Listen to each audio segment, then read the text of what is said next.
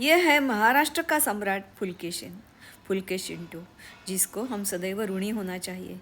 इसने सारे हिंदुस्तान को म्लेंच होने से बचाया, ऐसे ये राजा। चलो सुनिए। नमस्कार, कथासागरमध्ये सगळ्यांचं स्वागत। आज कथासागरमध्ये आपण एक 7व्या ते 8व्या शतकात होऊन गेलेल्या राजाची गोष्ट बघणार आहोत। आपण शिवाजी महाराजांच्या बाबतीत नेहमी म्हणतो नाही का, की महाराष्ट्र धर्म राहिला काही तुम्हा कारणे।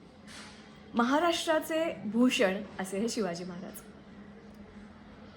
त्याच्याही पूर्वी 700 वर्ष असा एक महाराष्ट्रात सम्राट होऊन गेला की ज्याच्यामुळे हिंदू धर्म राहिला, नाही तर त्याच वेळेला सारा भारत इस्लामी होऊन गेला।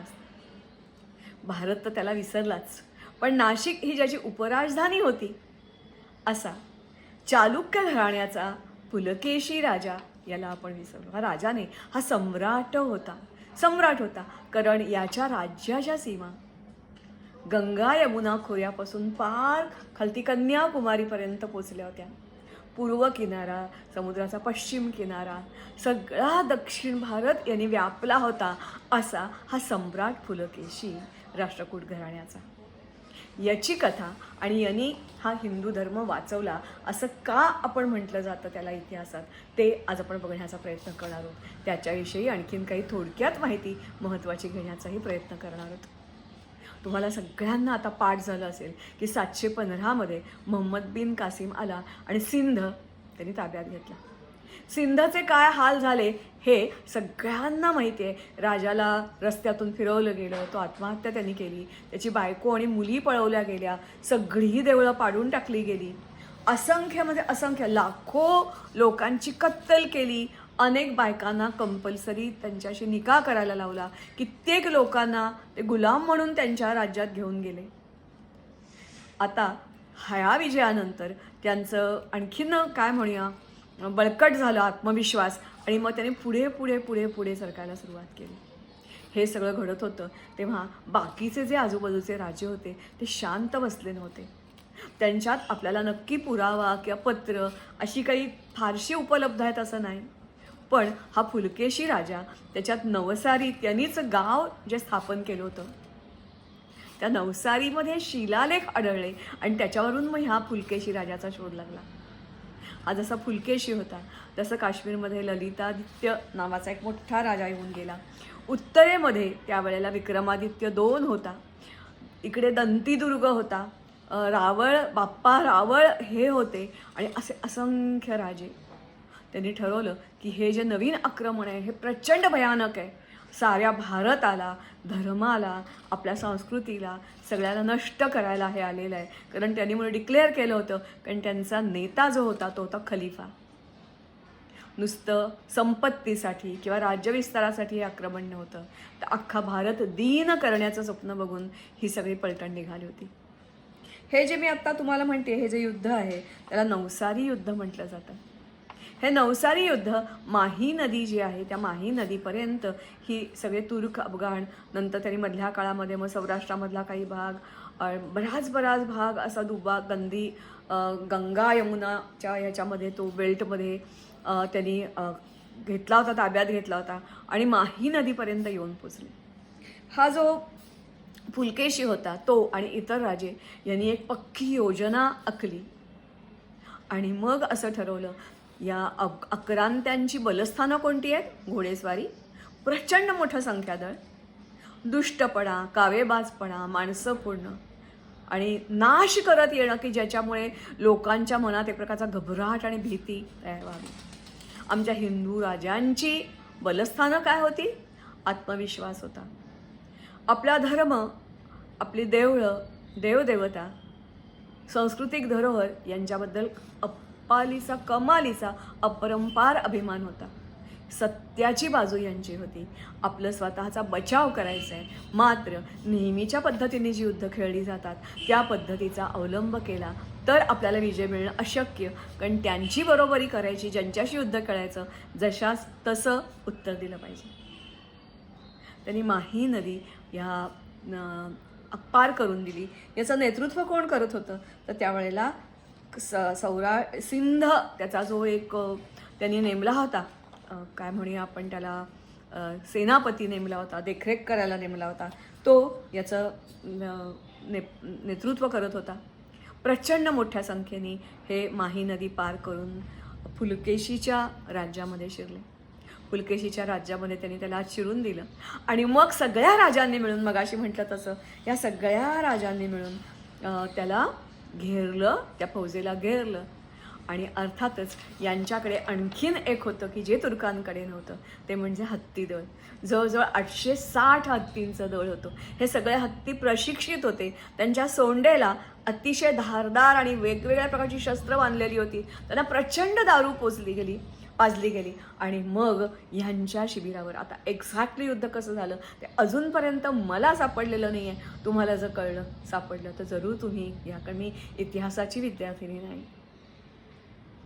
पण हे सगळे मग नेहमीप्रमाणे जसा हा कावा दुष्टपणा करतात तसं आपणही केला. आत आल्यावर त्यांच्याकडे चारही बाजूनी आक्रमण केलं गेलं.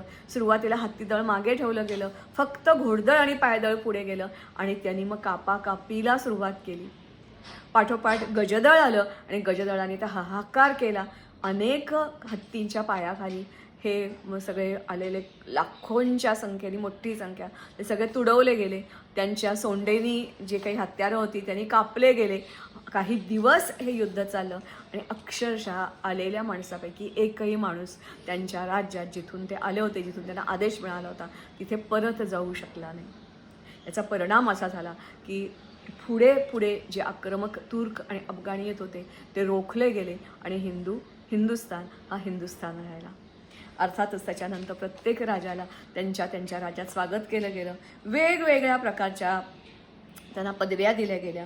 उदाहरणार्थ यालाच पृथ्वी वल्लभ, सत्याश्रय, अवनीजनाश्रय, अम्माजी, धराश्रय, दक्षिणेश्वर, दक्षिण पत्तास्वामी अशा असंख्य याला पदव्यांनी गौरवलं गेलं.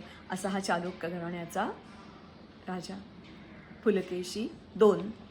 मात्र एवढीच याची उपलब्धी नाही आहे, तर हा स्वतः विद्वान होता. विद्वानांचा, नंतर निरनिराळ्या कलाकारांचा, स्थापत्य, असंख्य लोकांचा, गुणीजनांचा सन्मान करणारा होता. त्याच्या दरबारात असंख्य असे लोक होते. आणि मग सगळ्यांना तुम्हाला माहिती आहे, कैलासची लेणी, जगप्रसिद्ध लेणी ही ह्याच्या काळात आणि ह्याचे काका मंगलेश यांनी बांधलेली आहेत. जशी ही लेणी बांधली तशी मंगलेश्वर लेणी, अशी असंख्य लेणी त्यांनी कोरली. अनेक देवळांची निर्मिती, मात्र ती फक्त महाराष्ट्रातच केली असं नाही, तर महाराष्ट्र, कर्नाटक, आंध्र प्रदेश एवढंच कशाला, तर त्यांनी परदेशात सुद्धा कंबोडिया आणि असे असंख्य ठिकाणी त्यांनी देवळं बांधली, मोठी देवळं बांधली. याच्याशिवाय त्यांनी अनेक किल्ले, दुर्ग ह्या सगळ्या त्याच्या राज्यामध्ये, म्हणजे दक्षिण भारतात अनेक किल्ले आणि गडांची निर्मिती यांनी केली.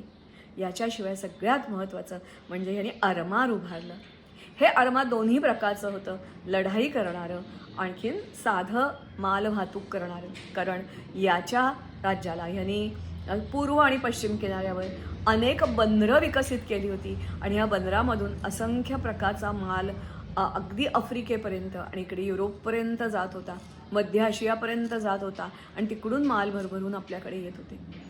अनेक देशांनी त्यांचे वकील याच्या राज्यात ठेवले होते, तर ह्याचे वकील अनेक इतर राज्यात होते. अजंठा वेरूळमध्ये एक लेणी आहे ना, अशा प्रकारे इराकचा एक प्रतिनिधी तिथे आलेला आहे, असं एक चित्र त्या ठिकाणी काढलेलं आहे. अर्थात आपल्याला माहिती असेल तर त्याचं महत्त्व कळतं, नाही तर कळत नाही. याच्याशिवाय त्याच्या काळामध्ये अनेक ग्रंथसंपदा निर्माण केली गेली. याचं आरमार जे होतं, या आरमाराचा आणखीन एक फायदा असा झाला की जलमार्गे पण ठाणे, देवाल आणि भरूच ह्या ठिकाणी त्यांनी जी आक्रमणं केलेली होती ती मोडून काढता आली. त्यांचं सगळं नेव्ही जी होती ती उद्ध्वस्त करता आली, त्यांना हकलून देता आलं. हे पुलकेशीचं आणखीन एक महत्त्वाचं स्थान. व्यापारामुळे हा समृद्धी होती, प्रचंड श्रीमंत त्याच्याकडे होता, मात्र निगर्वी होता. तो गुणीजनांचा खूप सत्कार करायचा, सन्मान करायचा. मात्र आपल्या देश देवधर्माशी कोणी गद्दारी केली किंवा पराक्रमात कमी पडलं तर त्याला आवडत नसे. असा एक उल्लेख आहे की जो शत्रूला पाठ दाखवून परत येईल ना, अशा सैनिकाला तो लुगडं नेसवून आणि बांगड्या भरून त्याचा अपमान करत असे. असा हा राजा. मात्र एवढंच नव्हे तर तो जेव्हा त्याचं राज्य सुरुवातीला अगदी छोटं होतं, मग नंतर त्यांनी पहिल्यांदा दक्षिणेकडे कीर्तिवर्मन हे त्याचे वडील, कीर्तिवर्मन यांचे जेव्हा मृत्यू झाला तेव्हा ह्याचं वय अगदी छोटं होतं आणि म्हणून त्याचे काका मंगलेश हे पण तेवढेच वडिलांसारखे पराक्रमी होते, ते गादीवर आले. मात्र हा मोठा झाल्यावर ह्या मंगलेश यांना काही असं वाटेना की आपल्या पुतण्याला राज्य सोपवावं. त्यांनी त्याला मारायचा, त्याचा काटा काढायचा प्रयत्न केला. हे कळताच पुलकेशी चवताळून उठला आणि आपल्याच काकांचा त्याने खून केला आणि स्वतःच्या हातात सत्ता घेतली. त्याच्यानंतर अर्थातच प्रथम तो दक्षिणेकडे वळला, मग अय्यापीक, नंतर कदंब, गंगा आलूप, असंख्य चेरा, चोला आणि पांड्या ह्या सगळ्या लोकांना त्याने हरवलं. मग तो परत कोकण प्रांताकडे गेला, तिथे गुप्त घराण्याचं सत्ता होती, त्यांना हरवलं. सगळ्यात महत्त्वाचं हर्षवर्धन, सम्राट हर्षवर्धन, सगळ्यांना तुम्हाला माहिती आहे, या सम्राट हर्षवर्धनाला सुद्धा यांनी हरवलं. नंतर मग कोसला, छत्तीसगड, कलिंग या दिशेने तो वळला. असंख्य यज्ञ केले, त्याच्यापैकी गाजलेला यज्ञ म्हणजे अश्वमेध यज्ञ. जेव्हा त्याने सम्राट हर्षवर्धनला पराजित केलं तेव्हा त्याच्याकडे 630 हत्तींचं दळ होतं. हे 630 हत्ती एकतर पकडले गेले किंवा मारले गेले. हा स्वतः कंबोडिया आणि कोरिया या सगळ्या आफ्रिकन भागातून हत्ती आयात करत असे आणि घोडे या अरब देशातून आयात करत असे. पल्लवांना पण त्यांनी हरवलं, पण पल्लव असा पटकन आपला पराभव मान्य करणारे नव्हते. पल्लव परत पुलकेशीवर आक्रमण करत गेले, हल्ले करत गेले, त्याला त्रास देत गेले त्यातल्या जनतेला. आणि अशा तिसऱ्या युद्धात मात्र पुलकेशी रणांगणावरच त्याचा देहांत झाला असं म्हटलं जातं. आणि नवसारी, मी तुम्हाला म्हटलं तसं की हा राजा जवळजवळ विसरला गेला होता. त्याच्यावर फारसं काही लिहिलं गेलं नव्हतं. काही ठिकाणी थोडंफार लोककलेमध्ये कुणीतरी लोकांच्याकडे असेलही, पण याचा उजेडात आला तो कसा आला तर नवसारी इथे त्यांनी स्थापन केलेलं शहर, मी म्हटलं तसं तिथे काही शिलालेख मिळाले आणि ह्या शिलालेखामध्ये किंवा त्यांनी ज्या वेगवेगळ्या, मी मगाशी म्हटलं तसं काय केलेल्या अजंठा वेरूळसारखी असंख्य लेणी त्यांनी केलेली आहेत, त्या लेण्यांमधले उल्लेख हा सगळा त्याचा पुरावा की असा हा पुलकेशी शिवाजी महाराजांच्या पूर्वी, म्हणजे पहिलं आक्रमण 715ला झालं. याचं जे राज्य आहे त्यांनी 34 वर्ष राज्य केलं आणि या 34 वर्षाच्या कालामध्ये त्यांनी हा सगळा पराक्रम केला. असा हा एक चालुक्य घराण्याचा, कोणी याचं घराणं कोण तर काही जण म्हणतात हे सोमवंशीय क्षत्रिय होते, कोणी म्हणतात ब्राह्मण राजा होता. आपल्याला त्याच्याशी काहीच करायचं नाही आहे, कारण जेव्हा जेव्हा आपण हा जातीधर्मात अडकतो तेव्हा त्याचा गैरफायदा कोण घेतात तर परदेशी, आपले शत्रू घेतात. तसं न अडकता हा एक मोठा राजा होता ज्याच्यामुळे महाराष्ट्राची मान नाही, भारताची मान उंच झाली. आज आपण जी भारतीय वैदिक संस्कृती म्हणतो, हिंदू संस्कृती म्हणतो, तो टिकून राहिली. असा हा महाराष्ट्र धर्म राहिला काही, हिंदू धर्म राहिला काही, असं ज्याच्याबद्दल म्हणावं, त्याला नमन करावं, वंदन करावं, असा हा पुलकेशी राजा. सदैव देशाने ज्याच्या ऋणात राहायला हवं असा हा राजा. मला वाटते आपण थोड्या वेळाने याचे जे काही उपलब्ध फोटो किंवा जे काही आहे ते बघण्याचा प्रयत्न करूया. मला खात्री आहे की या राजाचं नाव तुम्ही इतरांना जरूर सांगा. म्हणजे शिवाजी महाराज तर आपल्याला प्रिय आहेतच आहेत, पण त्यांच्याही पूर्वी महाराष्ट्रात, कारण काही वेळेला असं होतं ना की राजस्थानचा इतिहास जास्ती आपल्याला माहिती असतो, पण महाराष्ट्राचा इतिहास, महाराष्ट्रात कोण मोठे राजे होऊन गेले शिवाजीच्या पूर्वी नसतं माहिती. म्हणून आज मुद्दामून फुलकेशीची गोष्ट सांगितली. जसं यांनी महाराष्ट्रावर राज्य केलं तशी इतरही काही घराणं होती की ज्यांनी महाराष्ट्रावर राज्य केलं. अनेक घाट, रस्ते, अनेक देवळं, मंदिरं आणि अनेक किल्लेसुद्धा त्यांनी बांधले. त्यांची ओळख आपण ह्याच्या पुढच्या भागात करून घेऊया. तर नमस्कार, झलक बघूया या फुलकेशीची. कैलास लेणी अनेकांनी बघितली असतील. एक छोटंसं अशाच प्रकारचं एक लेणं दक्षिणेत पण बांधलेलं आहे बरं का, वरून खालती येणारं अशा प्रकारचं. तर चला तर मग झलक बनायला तयार. यह ऐसे सम्राट है जिसका सारा भारत ऋणी होना चाहिए. इसने सारे भारत को म्लेच्छ होने से बचा दिया.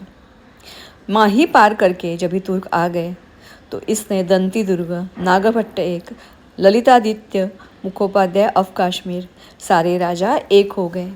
जो सिंध का हो गया वो सारे पूरे भारत का ना हो, इसलिए इकट्ठा आ गए.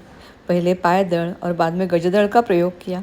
सारे तुर्क सेना को मार दिया. और एक भी जो आक्रांता था बच के अपने वापस देश नहीं जा पाया। ऐसा हिंदुस्तान को, हिंदू धर्म को बचाने वाला ये राजा, इसका साम्राज्य बहुत बड़ा था, कन्याकुमारी तक फैला था। ये बहुत विद्वान, उनका सम्मान करने वाला, अनेक ऐसे लेणी बनाने वाला, ये उसकी सबसे बड़ी देन है। हम उसके ऋणी हैं।